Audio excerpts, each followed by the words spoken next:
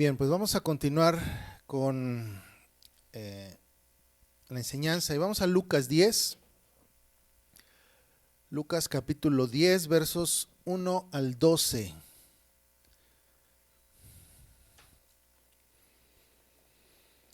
Ya terminamos el capítulo 9, entonces vamos a meditar en este capítulo 10, estos primeros 12 versículos. Y bueno, le voy a dar lectura. Dice: después de estas cosas, designó el Señor también a otros 70, a quienes envió de dos en dos delante de él a toda ciudad y lugar donde él había de ir, y les decía: la mies a la verdad es mucha, mas los obreros pocos. Por tanto, rogad al Señor de la mies que envíe obreros a su mies. Id, he aquí yo os envío como corderos en medio de lobos. No llevéis bolsa, ni alforja, ni calzado, y a nadie saludéis por el camino.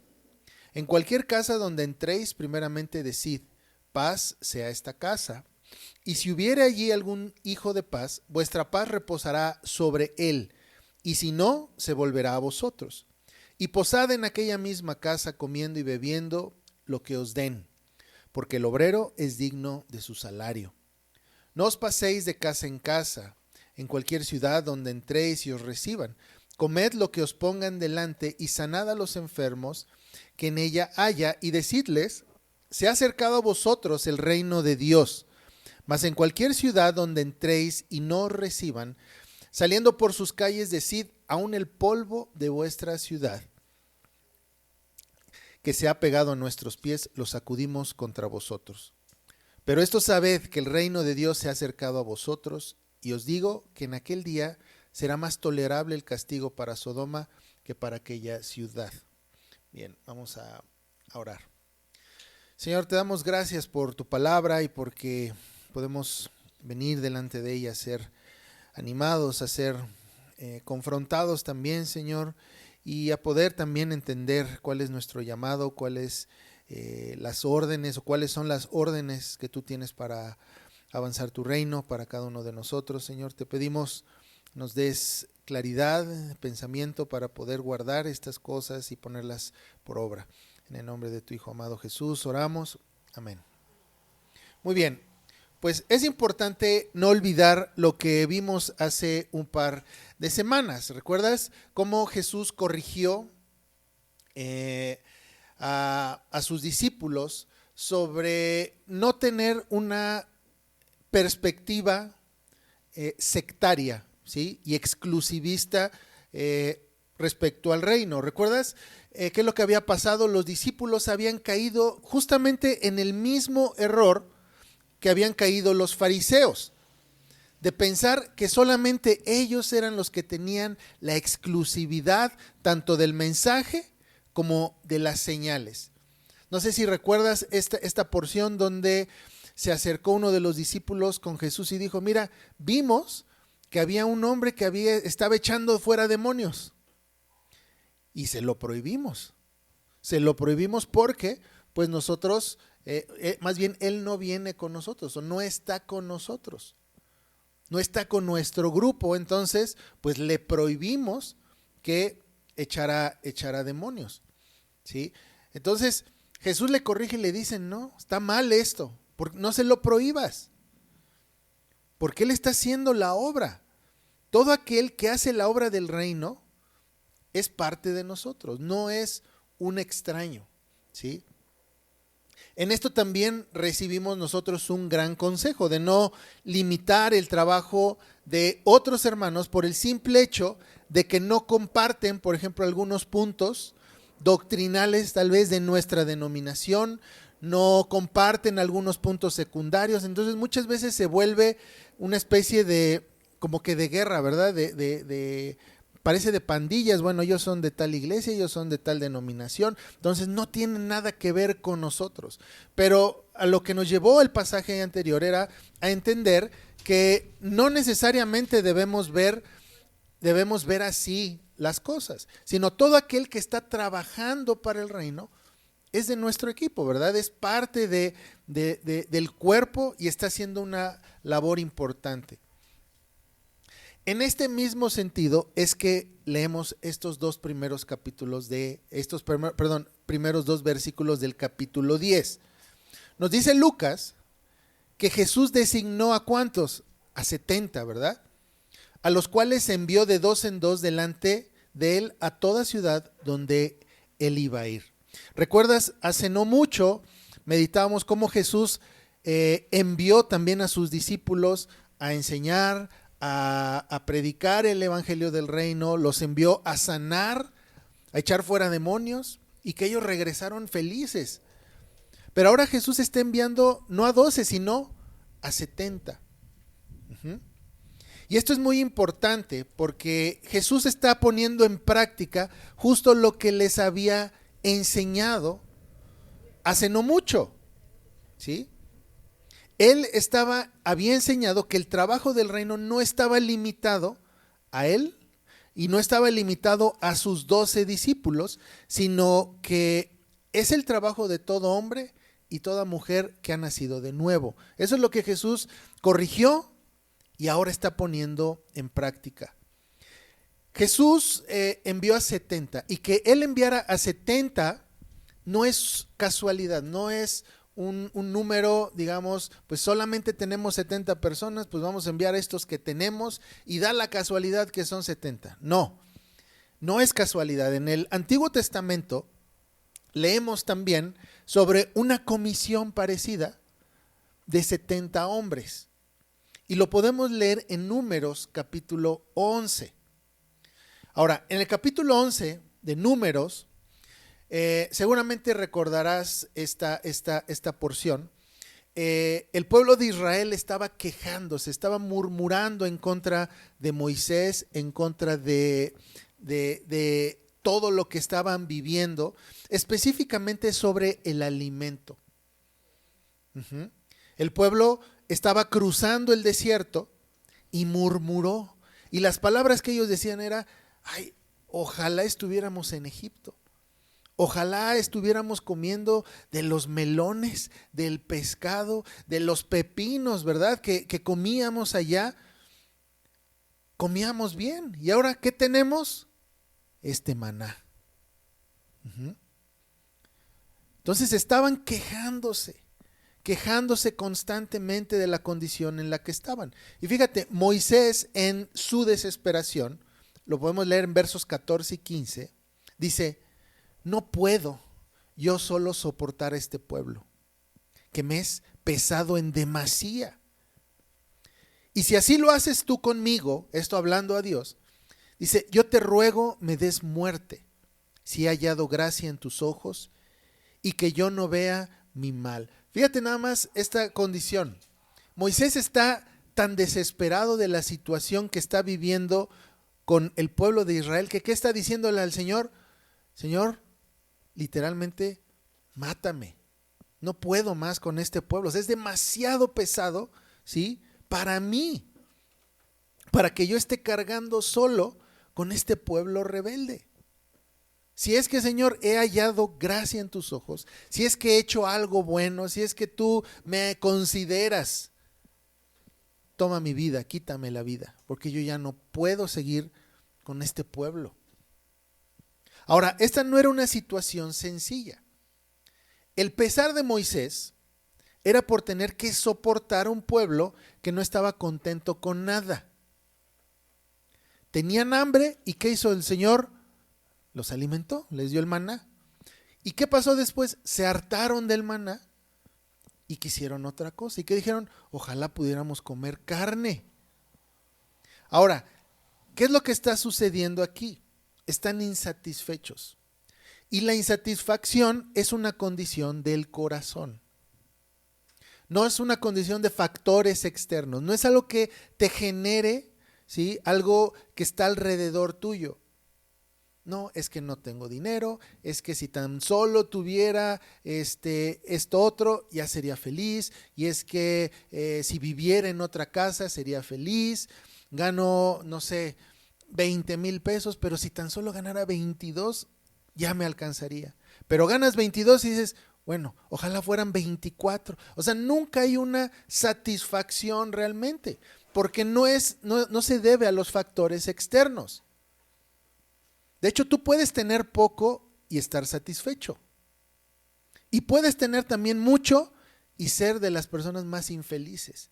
Porque no es la cuestión, o son los factores externos los que determinan si somos felices o no, sino es una condición del corazón. Entonces Israel iba a estar en esa condición por siempre. Y Moisés supo esto. Ok, ahorita es el alimento. Al rato va a ser otra cosa. El Señor en su misericordia va a suplirlo y después va a haber otra queja y otra queja. Ahora, en el caso de Israel, la queja era una constante. Entonces podríamos decir que era cultural lo que estaba pasando ahí. No es algo que un hombre pueda cargar solo.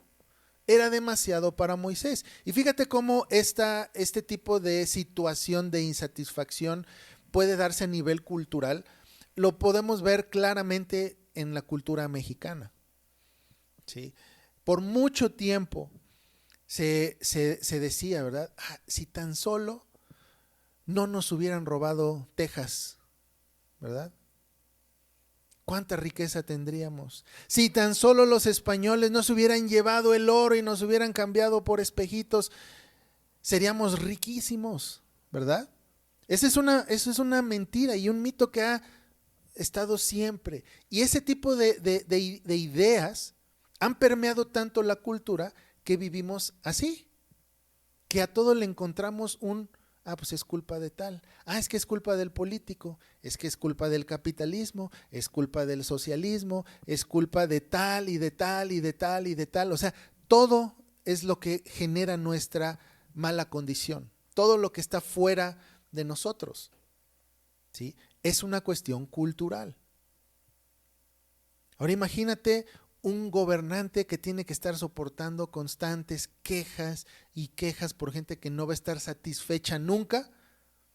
Ahora podemos entender a Moisés diciendo, Señor, pues ya quítame la vida, no puedo con esto. No es posible que un hombre cargue con todo esto. Y justamente es por esto que Dios pide a Moisés reunir 70 varones de los ancianos de Israel. Y ahora recuerda que decir anciano en estos textos no quiere decir gente ya mayor, gente ya ancianos de edad, sino estamos hablando de hombres sabios, hombres que estaban acostumbrados a tomar decisiones, a gobernantes. Es por eso que él dice, toma de los ancianos, de los principales de Israel, hombres sabios. Fíjate lo que dice versos 16 y 17. Entonces Jehová dijo a Moisés, reúneme 70 varones de los ancianos de Israel, y fíjate, y dice, que tú sabes que son ancianos del pueblo y sus principales. Esto nos ayuda a entender que no era solamente gente pues ya de edad avanzada, porque sería obvio, ¿verdad? Reúneme gente anciana o viejitos, sino está diciendo que tú sabes que son ancianos, o sea, gente que tiene sabiduría, gente que sabe gobernar. Dice, reúneme de estos ancianos y sus principales, tráelos a la puerta del tabernáculo de reunión y esperen allí contigo. Y yo descenderé y hablaré ahí contigo. Y escucha, dice, y tomaré el espíritu que está en ti y pondré en ellos. Y llevarán contigo la carga del pueblo y no la llevarás tú solo. Entonces, ¿cuál era la misión de estos 70 en Números 11? Era la de compartir la carga con Moisés. Ahora, si tú continúas leyendo, vas a ver que la actitud de Moisés a esto es una actitud, pues, de agrado, porque el trabajo es mucho para ser soportado por un solo hombre. Fíjate, versos 27 al 29 dice, y corrió un joven y dio aviso a Moisés y dijo, Eldad y Medad profetizan en el campamento. Entonces, no solamente estos 70, sino vieron que otros dos ya estaban también profetizando. Entonces respondió Josué, hijo de Nun, ayudante de Moisés, uno de sus jóvenes, y dijo, Señor mío Moisés, impídeselos. Y Moisés respondió, ¿tienes tú celos por mí? Ojalá todo el pueblo de Jehová fuese profeta y que Jehová pusiera su espíritu sobre ellos. Entonces, Moisés no estaba molesto. Se está diciendo, ojalá todos tuvieran el mismo espíritu. Ojalá todos profetizaran. Ojalá todos fueran sabios. ¿Sí? Entonces, si te fijas, Josué estaba cayendo como que en la misma situación que los discípulos. Vimos uno que estaba echando demonios y se lo impedimos, Señor. No, no se lo impidas, déjalo trabajar. Josué estaba cayendo en este mismo error. Mira, designaron a 70, pero por ahí hay otros que están profetizando también. Impídeselo. No, ojalá todos fueran profetas. Entonces la actitud de Moisés no fue la de impedir que otros trabajaran, sino de anhelar que otros también tuvieran el Espíritu del Señor sobre ellos para que trabajaran también. Entonces vemos que la asignación de los 70 ancianos en Números tenía, como mencionamos, el propósito de ayudar con la carga, de distribuir el trabajo, el cual era mucho para un solo hombre. Ahora, volviendo a nuestro pasaje en Lucas, Jesús envía a 70 hombres, ¿para qué? Para distribuir la carga también que llevaba él y los discípulos. La tarea de predicar el reino de Dios no era meramente local. O sea, no es de que estuvieran solamente en una comunidad pequeña enseñando. No, por lo que hemos visto en lo que vamos de este evangelio de Lucas, hemos visto que Jesús ya viajó a varias ciudades. Ha ido a Capernaum, fue a la tierra de los Gadarenos, ¿verdad? Ha estado constantemente en movimiento porque es necesario que este evangelio sea predicado. Ahora, este evangelio no solamente debía quedarse en una esfera local, sino debería de tener un alcance más amplio. Y obviamente, ¿qué hay que hacer si queremos llegar a más gente? Pues necesitamos más gente, ¿no? Entonces, era necesaria la ayuda de otros hombres. Es por eso que dice en verso 2 de Lucas 10, y les decía, la mies a la verdad es mucha, mas los obreros son pocos.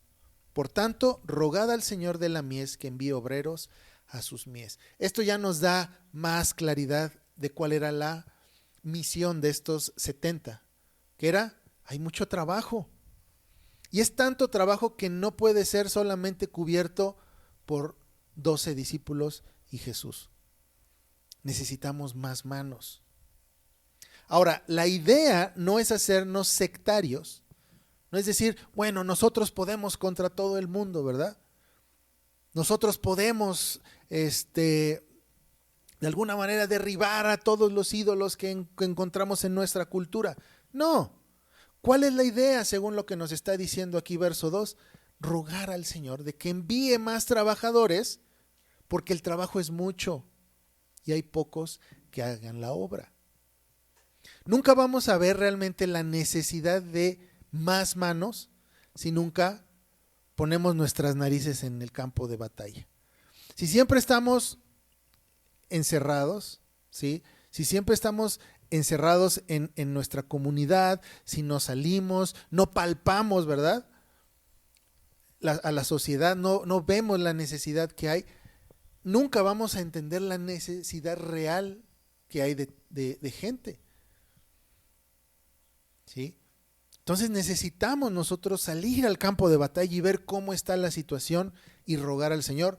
Necesitamos manos. Y desgraciadamente, en nuestro tiempo, los creyentes no están siendo capacitados para la obra del reino. No generalizamos, pero la gran mayoría no están siendo capacitados, sino están siendo entretenidos. El trabajo se acumula, los obreros son pocos, ¿sí? Ahora, en el tiempo de Jesús, los hombres estaban siendo impedidos, ¿por quiénes? Por los fariseos.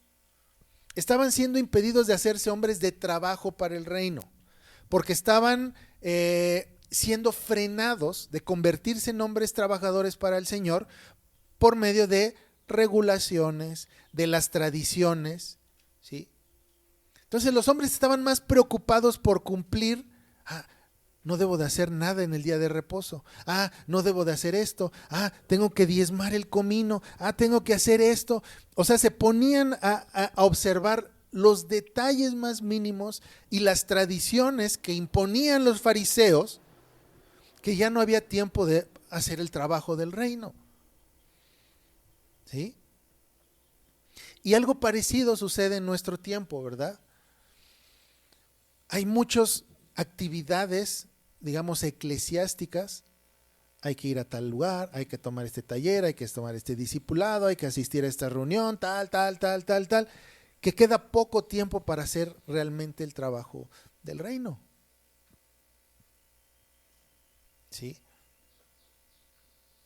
En nuestro contexto, como les mencioné, el entretenimiento y el pietismo es lo que está impidiendo que los hombres trabajen para el reino.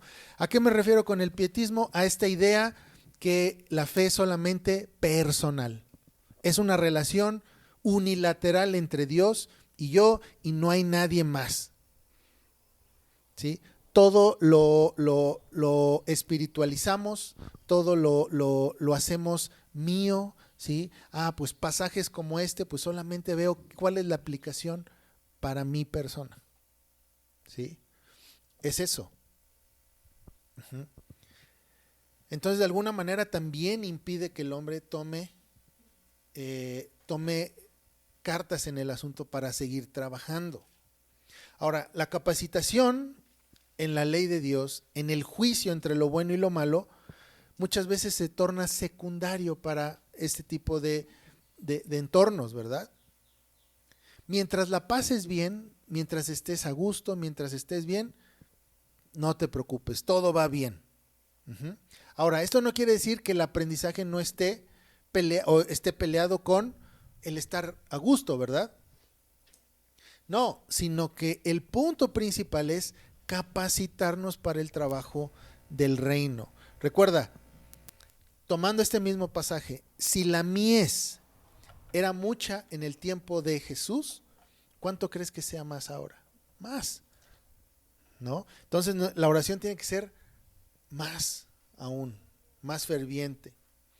Ahora, el trabajo no iba a ser fácil. ¿Qué dice en verso 3? Lucas 10, verso 3, dice, id, he aquí, yo os envío como corderos en medio de lobos. Ahora, esto no es fatalismo, ¿sí? No es los envío a una misión suicida, porque pareciera ser esto, ¿verdad? Los envío como corderos en medio de lobos. Bueno, Señor, ¿qué está pasando? Nos estás enviando una misión literalmente suicida. ¿Qué pasaría si tú pones a un lobo junto a una oveja? A un cordero. ¿Quién se come a quién? El lobo, ¿no? O sea, es obvio.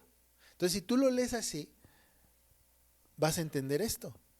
Uh-huh. Me estás mandando una misión suicida. Ahora, lo que debemos entender en este pasaje, ¿qué es lo que rodea a los lobos y qué es lo que rodea a los corderos o a las ovejas?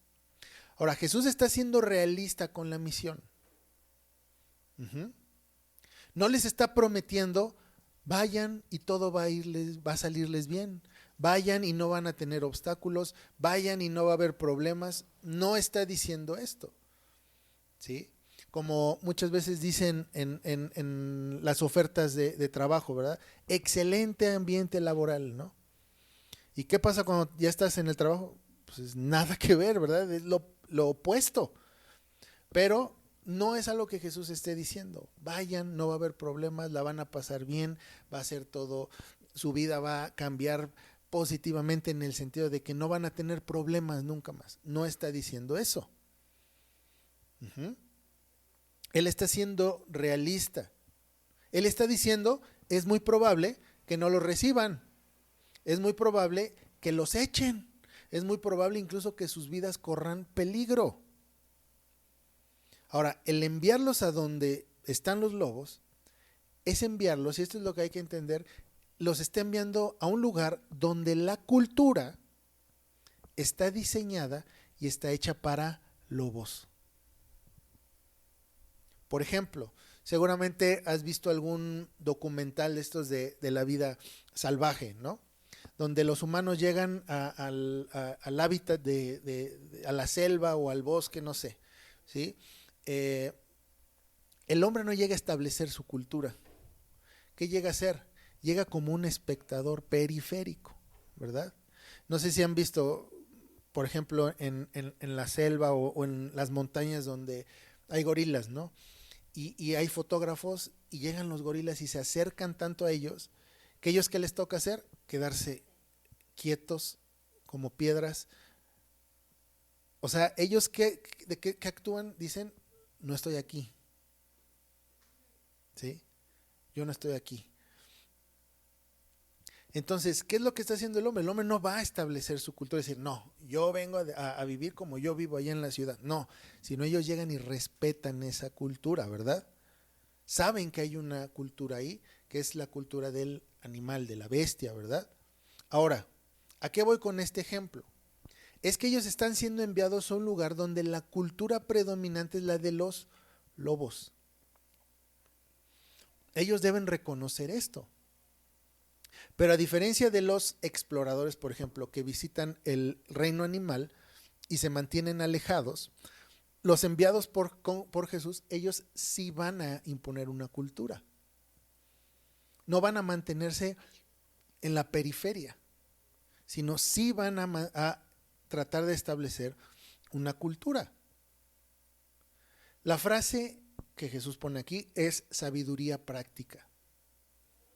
Van a un lugar donde la cultura es hostil a mí y a ustedes. Eso se refiere cuando dice, los voy a enviar como corderos a los lobos. O sea, van a ir a una cultura que es hostil a mí, que es hostil a ustedes, así que sean cuidadosos. Dice en verso 4, no llevéis bolsa, ni alforja, ni calzado, y a nadie saludéis por el camino. O sea, ese es el principio de esta advertencia de Jesús. Los estoy mandando como corderos, ¿sí? En medio de lobos. Entonces, tengan cuidado. La cultura es hostil a mí.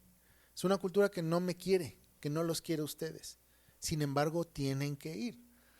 Y fíjate, continúa diciendo, en cualquier casa donde entréis, primeramente decid, paz sea a esta casa. Y si hubiera allí algún hijo de paz, dice, vuestra paz reposará sobre él, y si no, se volverá a vosotros. Dice, y posad en aquella misma casa, comiendo y bebiendo lo que os den, porque el obrero es digno de su salario. No os paséis de casa en casa. En cualquier ciudad donde entréis y os reciban, comed lo que os pongan delante y sanad a los enfermos que en ella haya y decidles, se ha acercado a vosotros el reino de Dios. Ahora, fíjate, les está dando una advertencia, ¿verdad? Le está diciendo, van a ir como corderos en medio de lobos. Una cultura que me es contraria, que no me quiere, pero aún así los mando. Tomen estas precauciones. Si entran a una casa y les dan de comer, coman. ¿Sí? No anden de casa en casa. O sea, les está dando consejos prácticos. ¿Sí se fijan? Son prácticos, son, pues si vas y das la paz, y si hay algún hombre de paz, que sea con él vuestra paz, y si no hay, será en contra de ustedes. Entonces, sean muy cuidadosos. De hecho, hay un pasaje que habla también sobre este tipo de sabiduría que dice que debemos ser mansos como la paloma y astutos como la serpiente. Es este mismo, o es parte de este mismo principio. O sea, no te está diciendo, pues ve como cordero y no va a pasar nada. No, sé astuto, sé hábil, ¿sí? Pero sé manso también. Uh-huh. Ahora, ¿en dónde se encuentra la virtud de ser una oveja? Porque dices, bueno, pues me estás mandando con lobos que son depredadores. Entonces, ¿dónde está la virtud de la oveja o del cordero? No en el cordero en sí, sino en quien lo pastorea. De hecho, los corderos, las ovejas, nunca están solas, ¿verdad? Siempre van acompañadas de su pastor. Y justamente el Salmo 23 es claro con esto. Dice, aunque ande en valle de sombra de muerte, no temeré mal alguno, porque tú estarás conmigo. ¿Cuál es la virtud y la tranquilidad y la paz del cordero y de la oveja? Que su pastor está con ellos. Uh-huh. Entonces las ovejas, el cordero, de ninguna manera va a una misión suicida, sino va a una misión de conquista. No por ser ovejas, corderos, sino porque van acompañados ¿de quién? De su pastor. La misión tiene como objetivo el establecimiento del reino. Es una tarea ofensiva. Y esta es una paradoja. Las ovejas van a la conquista de una cultura de lobos. Suena alocado, ¿verdad? ¿Cómo puede ser que una oveja vaya y conquiste una cultura de lobos? Pues sí. Y aquí es donde nosotros necesitamos entender cuál es nuestra tarea en nuestro tiempo, ¿sí? Nosotros estamos siendo enviados también como corderos en medio de ¿qué? De lobos. En medio de una cultura que no quiere a Dios, que no quiere a Jesús que reine. ¿Y cómo actuamos nosotros a la ofensiva siendo corderos, siendo ovejas? Corrigiendo todo lo que está mal culturalmente. ¿Sí? ¿A qué me refiero? Si en tu círculo la constante es el chisme, la murmuración, corrígelo. Si en tu círculo la constante es el robo, por ejemplo, corrígelo. Si en tu círculo la constante son este tipo de anomalías que son producto del pecado. ¿Y por qué les llamo anomalías? Porque no son parte del diseño creacional primero de Dios. Cuando Dios creó todo, dice, Él vio todo lo que había creado y dijo, es bueno. No había nada de lo que Él había creado que dijera, bueno, híjole, esto está mal, sino todo es bueno. Ahora, una vez que entra el pecado, ahí es donde empiezan las anomalías, ¿sí? Ahí es donde empieza la corrupción, ¿verdad? De la cultura. Ahí es donde empieza a haber este tipo de cuestiones que van en contra de lo establecido creacionalmente por Dios. Por eso les llamo anomalías. Entonces son cosas que si nosotros vemos que son anomalías dentro de nuestros círculos, las corregimos. Eso es ir a la ofensiva. Es por eso que dice Lucas, en verso 9, dice, cuando entren a una casa, dice, sanad a los enfermos que en ella haya, y decidles, se ha acercado a vosotros el reino de Dios. Si te fijas cómo es una tarea ofensiva, no está diciendo, sean como los exploradores que van a la selva, que están en su jaula, ¿verdad? O están en una posición de seguridad, alejados de lo que está sucediendo en el campo. No, sino ellos están diciendo, ¿hay enfermos? Sánalos. O sea, no te quedes como un espectador, sino estate a la ofensiva. Y dice, y diles que el reino se ha acercado a vosotros. Esto es algo muy práctico para nosotros. Como les mencioné, si hay una condición de murmuración donde estamos, pues corrige eso, sana eso en el lugar donde estás. Y di, el reino se ha acercado. Eso es el reino de Dios avanzando. Cuando nosotros ponemos la ley de Dios como el estándar de conducta. Eso es. Así es como nosotros hacemos avanzar el reino de Dios. Digo, es un ejemplo que he puesto muchas veces, que es muy común y muchas veces lo pasamos por alto, ¿verdad? Pero es algo muy, muy fácil de discernir, por ejemplo, cuando tú vas a hacer las compras del súper. Cuando tú ves la lista de las cosas que tú compras, tú podrás decir con esa lista, esta lista honra a Dios. Con esta lista yo estoy cuidando mi cuerpo, con esta lista yo estoy cuidando el cuerpo de mi familia, con esta lista estoy cuidando incluso la economía de mi familia. Es algo que porque si te fijas, no hay área neutral en la vida. Esta lista de compras honra a Dios. O sea, tú podrías decir, sí lo honra. Estoy guardando la ley de Dios con esta lista de compras. Esa es una manera de avanzar el reino. Si dices, mira, ya dejé de hacer este tipo de compras innecesarias que nos hacen daño, pero estoy haciendo este tipo de compras que sirven y ayudan a nuestro cuerpo, el reino de Dios ahí está, presente. En ese tipo de cosas tan pequeñas, tan muchas veces insignificantes, es donde nosotros actuamos a la ofensiva en una cultura, ¿sí?, que no quiere a Cristo. Les mencionaba el chisme, la murmuración, la corregimos. El robo ahí en el trabajo, en donde sea, lo corregimos. La falta de ética del trabajo, vamos y lo corregimos. Estamos constantemente a la ofensiva en este sentido. Entonces el mandato es realista también. No todos se van a agradar del mensaje. Dice versos 10 y 12. Mas en cualquier ciudad donde entréis y no os reciban, saliendo por sus calles, decid, aún el polvo de vuestra ciudad que se ha pegado a nuestros pies, lo sacudimos contra vosotros. Pero esto sabed que el reino de Dios se ha acercado a vosotros. O sea, no solamente, fíjate, no solamente es cuando sanan, que es que se acerca el reino, sino dice también, cuando los rechazan, el reino se ha acercado a vosotros. Y os digo que en aquel día será más tolerable el castigo para Sodoma que para aquella ciudad. Y esto es muy interesante, porque el mensaje del reino conlleva un mensaje de salvación y de juicio a la vez. Ahora es importante que estos dos mensajes van juntos. No es de que, bueno, te voy a presentar el mensaje de salvación solamente. Y a otros les voy a presentar el mensaje de juicio. Pudiéramos pensar, ¿verdad? Por ejemplo, Juan el Bautista, él hablaba sobre el juicio de Dios.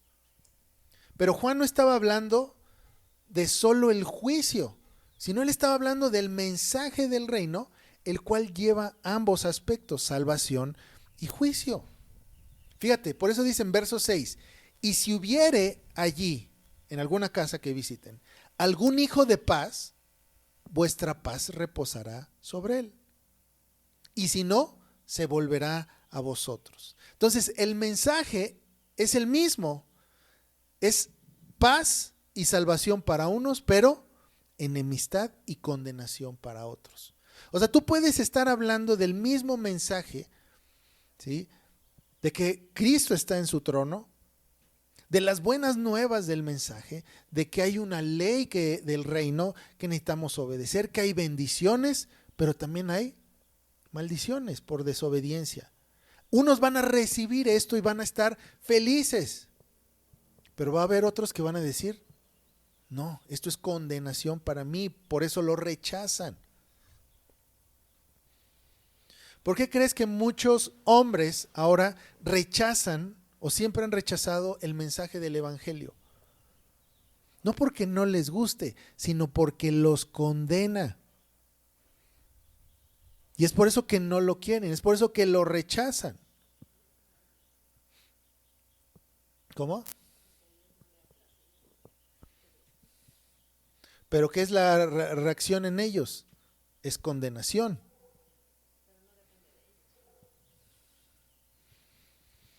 ¿Qué? No, pero eso no quiere decir que hay responsabilidad de los hombres. Lo que tú estás hablando es de un determinismo. Ya está determinado a ser así o así. Hay una cuestión soberana, pero no es determinismo lo que habla la Biblia, sino habla de una acción soberana de Dios y responsabilidad de cada hombre. Uh-huh.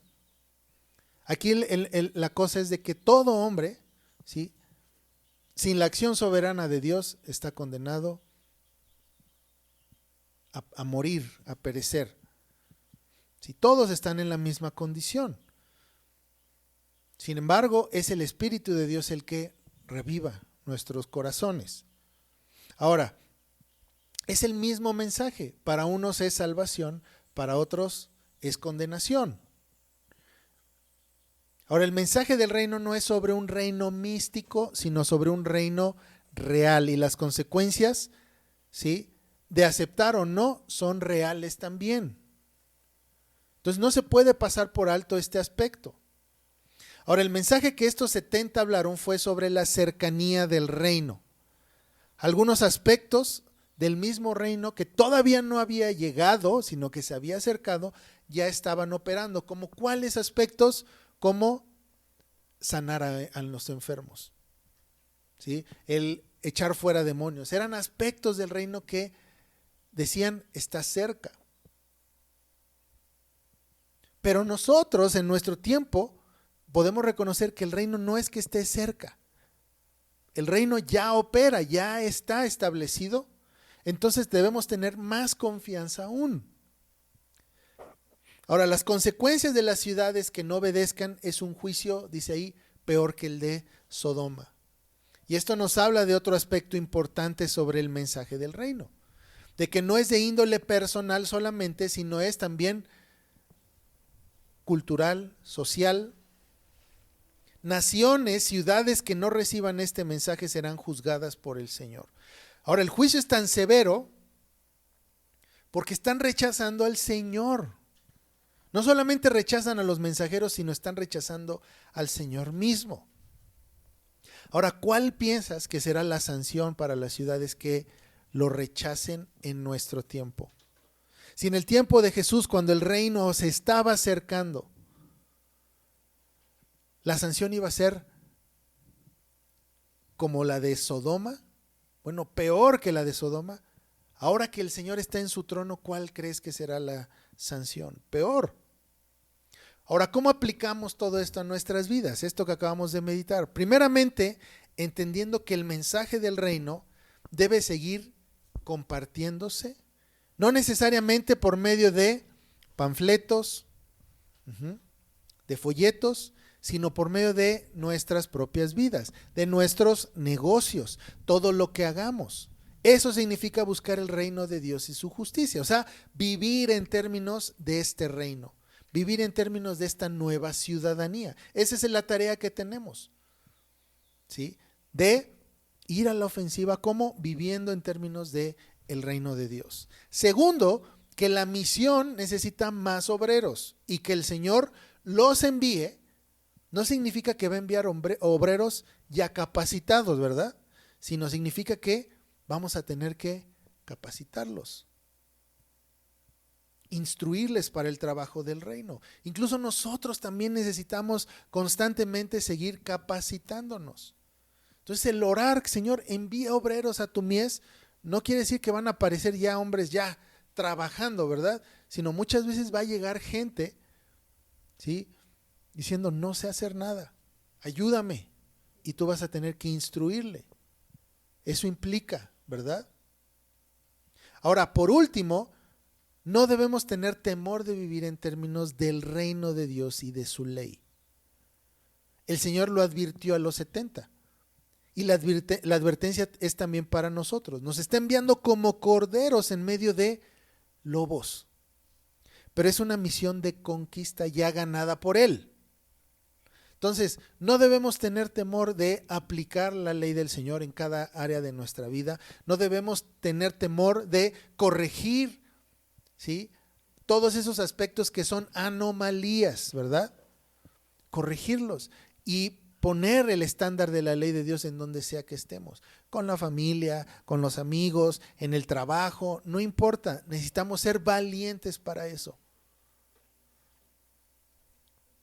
No ser, y toma este ejemplo, ¿verdad?, de como esos exploradores que van y se quedan en la orilla diciendo, bueno, pues es que así es el reino animal, ¿verdad?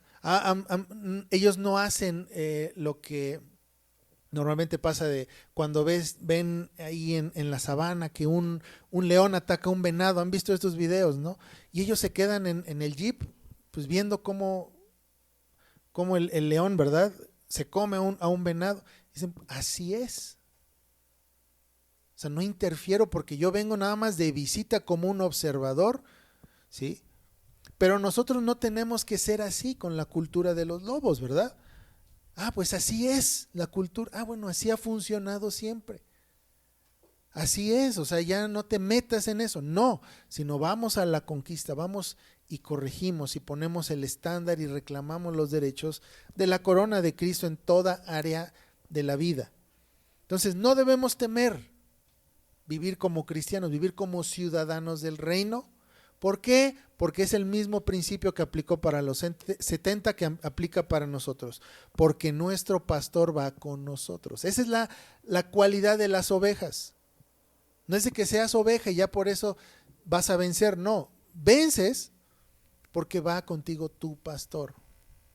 Esa es la virtud que tenemos como corderos, como ovejas, ¿sí? Entonces vamos a orar. Señor, te damos gracias por tu palabra y gracias porque podemos, Señor, aprender más de ella. Podemos corregir aquellas áreas que pues necesitan corrección. Ayúdanos a vivir, Señor, en términos de tu palabra, ley. Que podamos, Señor, estar siempre a la ofensiva, aplicando y viviendo según nuestra ciudadanía, Señor. Que no tengamos temor de lo que digan, que no tengamos temor de el rechazo, Señor, sino que seamos fieles siervos enviados tuyos, Padre. Ayúdanos con esta tarea que sabemos que no terminará, Señor, hasta que tú vengas y regreses, Señor. Te damos gracias en el nombre de tu Hijo amado Jesús. Amén.